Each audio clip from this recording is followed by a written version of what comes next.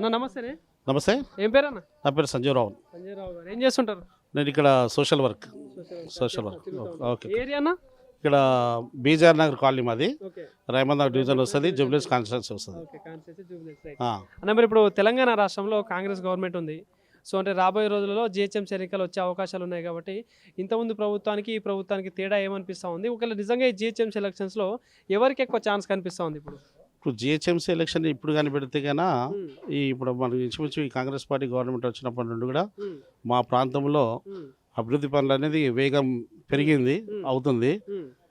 గత ప్రభుత్వం మా బస్సుకి ఉదాహరణ కమిటీల గురించి దగ్గర దగ్గర మేము 10-12 సంవత్సరాల నుండి మాకు కావాలి కమిటీలు కావాలి మా బస్సుకి అని చెప్పి తిరిగాము. గవర్నమెంట్ ఫండ్ ఇవ్వలే. అప్పుడు ఏమైందంటే అక్కడ స్థానిక అక్కడ ఎమ్మెల్యే చేసినంటే గవర్నమెంట్ ఫండ్ రాదని చెప్పేసి జిహెచ్ఎంసీ కమిషనర్లో చెప్పారు. అప్పుడు ఆగిపోయింది. ఇప్పుడు లేటెస్ట్గా ఏంటంటే ఈ గవర్నమెంట్ వచ్చిన తర్వాత అప్పుడు ఎవరు సీఎన్ రెడ్డి గారు కార్పొరేటర్ ఉన్న టైంలో ఆయన టైంలో మేము అప్లికేషన్ పెట్టాము. గవర్నమెంట్ మాకు శాంక్షన్ ఇచ్చింది, 54 లక్షలు శాంక్షన్ ఇచ్చింది. తర్వాత ఈ రోడ్లు కూడా ఎప్పుడో 20 సంవత్సరాల క్రితం వేసిన రోడ్లు, డ్రైనేజ్ కానీ రోడ్లు కానీ వాటర్ కానీ ఫెసిలిటీస్ ఈ మధ్యలో ఇప్పుడు పెరిగేది. నిన్ననే మొన్న 3 నెలల క్రితం మళ్ళీ ఈ రోడ్డు కొత్తగా వేసేది. ఇది కూడా సీఎన్ రెడ్డి గారు కార్పొరేట్గా ఉన్నప్పుడు. అట్లా అభివృద్ధి పనులు అనేది వేగం ఉన్నాయి. పథకాలు అనేవి కూడా కొన్ని నడుస్తున్నాయి, కొన్ని జరుగుతున్నాయి. ఇప్పుడు మన ముందు ఉంది బస్సు వచ్చి కూడా వచ్చింది మహిళలకు.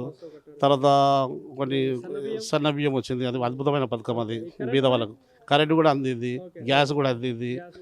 ఇంకా కొన్ని ఉన్నాయి, కొన్ని చేయడానికి సిద్ధంగా. మహిళలకు 2500 అన్నారు, పెన్షన్, వీటి సంగతి ఏమైనా వస్తున్నాయి ఇక్కడ? అవి కూడా తొందరలో కొంచెం ఇస్తారని చెప్పేసి అంటున్నారు. అవుతాయి అవి కూడా ఖచ్చితంగా అవుతుంది. బట్ ఏంటంటే మీరు అన్న ఫస్ట్ క్వశ్చన్ ఏంటంటే జిహెచ్ఎంసీ ఎలక్షన్ వస్తుంది అంటారు కదా. ఖచ్చితంగా కాంగ్రెస్ పార్టీ తరఫు నుండి జిహెచ్ఎంసీ ఎలక్షన్లో మెజార్టీ పర్సన్స్ ఇక్కడ గెలుస్తారని చెప్పేసి మేము.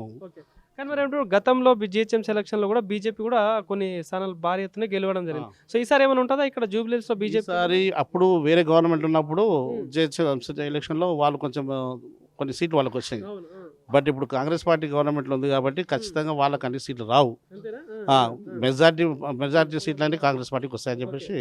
అంటే నెక్స్ట్ టార్గెట్ తెలంగాణనే బీజేపీ అధికారంలో రావడం, పక్క రాష్ట్రాలు గెలుస్తున్నాయి, వెస్ట్ బెంగాల్ అంటే అని చెప్పేసి వాళ్ళు చెప్తున్నారు కదా. ఇక ఎవరు గొప్ప వాళ్ళు చెప్పుకుంటారు, ఎందుకంటే చెప్పుకుంటేనే కదా వాళ్ళకి ఏదైనా మార్గం ఉంటుంది.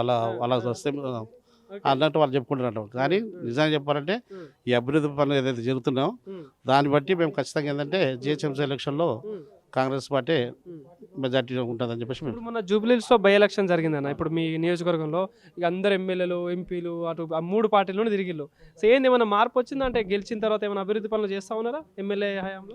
ఖచ్చితంగా చేస్తున్నాయి కదా. అదే ఇప్పుడు నేను ఎమ్మెల్యే గారు చెప్పి గెలిచి మీకు తెలుసు కదా, ఈ 2 నెలల క్రితం ఈ రోడ్ వేసారు. ఇప్పుడు మిగతా పనులు మిగతావి కూడా ఇప్పుడు మా దగ్గర మీకు కావాలంటే లిస్టు చూపిస్తా. మా రైమంద డివిజన్లో ఎన్ని వర్కులు శాంక్షన్ అయినాయని. కొన్ని పనులు అయిపోయినాయి, కొన్ని పనులు ఇప్పుడు నడుస్తున్నాయి కూడా. ఇంకో కొన్ని కూడా కాంట్రాక్టర్ ప్లేస్ లేదు, మన టెండర్ లెవెల్లో ఉన్నాయి అనమాట. కాబట్టి చాలా మట్టుకు అయితే పనులు నడుస్తున్నాయి. ఎమ్మెల్యే గారు మళ్ళీ జనరల్ ఎలక్షన్స్ వస్తే ఇప్పుడు ఇంతమంది కేసీఆర్ ఉండే, ఇప్పుడు రేవంత్ రెడ్డి గారు ఉన్నారు. రేవంత్ రెడ్డి గారు 10 ఏళ్ళు ముఖ్యమంత్రి ఆయన అని చెప్పుకుంటారు. మళ్ళీ బీఆర్ఎస్ మళ్ళీ మాదే గవర్నమెంట్ అని చెప్తాను, బీజేపీ వాళ్ళు అంటారు. సో ఎట్లుంటుంది అన్న పోటీ, ఎట్లుంటుంది ఈ 3 పార్టీల మధ్య? పోటీ వాళ్ళు చెప్పుకోవడానికి పనిస్తారు, మేము మా పార్టీతో గెలిచి చూపిస్తుంది అనమాట. గెలిచి చూపిస్తుంది ఖచ్చితంగా.